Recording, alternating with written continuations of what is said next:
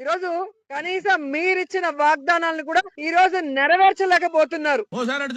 2025లో రాష్ట్ర సంక్షేమం అభివృద్ధి వేరే లెవెల్ కు చేరిందని ప్రభుత్వం ప్రకటించింది. ఆర్థిక సవాళ్ల సవారీ చేస్తున్న కూటమి ప్రభుత్వం 2025లో సంక్షేమం అభివృద్ధికి సమ ప్రాధాన్యం ఇచ్చినట్లు వెల్లడించింది. తల్లికి వందనం కింద 67,27,000 మంది విద్యార్థులకు 10,090 కోట్లు అందించామని తెలిపింది. స్త్రీ శక్తి పథకం కింద 3.25 కోట్ల మంది మహిళలకు 1144 కోట్లు వెచ్చించి ఉచిత బస్సు ప్రయాణ సౌకర్యం కల్పించినట్లు వివరించింది. అన్నదాత సుఖీభవ పథకం కింద 46 లక్షల మంది రైతుల బ్యాంకు ఖాతాల్లో 6,310 కోట్లు జమ చేసినట్లు పేర్కొంది. దీపం 2 పథకం కింద ఏడాదికి 3 ఉచిత సిలిండర్ల కోసం 2,684 కోట్లు ఖర్చు చేసినట్లు తెలిపింది. సామాజిక పింఛన్ల పంపిణీకి ఇప్పటిదాకా 50,000 కోట్లు వెచ్చించడం చరిత్రలో ముందెన్నడూ లేదని వెల్లడించింది. మత్స్యకార భరోసా కింద ఏడాదికి 20,000 చొప్పున 1,25,000 మందికి 250 కోట్లు, 2,90,000 మంది ఆటో వాలాలకు 15,000 చొప్పున 436 కోట్లు నేరుగా బ్యాంకు ఖాతాల్లో జమ చేశామని వివరించింది. పురోహితులకు నెలకు 15,000 వేతనం, నాయి బ్రాహ్మణులకు నెలకు 25,000 వేతనాలను అందించడంతో పాటు జూనియర్ లాయర్లకు 10,000 చొప్పున గౌరవ వేతనం ఇస్తున్నట్లు గుర్తు చేసింది. మరమగ్గాలకు నెలకు 500 యూనిట్లు, చేనేత మగ్గాలకు 200 యూనిట్ల ఉచితంగా విద్యుత్ అందిస్తున్నట్లు తెలిపింది. 204 అన్నా క్యాంటీన్ల ద్వారా ఇప్పటి వరకు 4 కోట్ల మందికి భోజనాలు పెట్టినట్లు తెలిపింది. అడ్డంకుల్ని అధిగమించి 15,491 మంది టీచర్లకు, 5,757 మంది కానిస్టేబుళ్లకు నియామక పత్రాలు అందించామని వివరించింది. శిక్షణ కానిస్టేబుళ్ల స్టైఫండ్ 4,500 నుంచి 12,500కు పెంచామని ప్రభుత్వం గుర్తు చేసింది. 50,000 కోట్లకు పైగా వ్యయంతో అమరావతి రాజధాని నిర్మాణ పనులు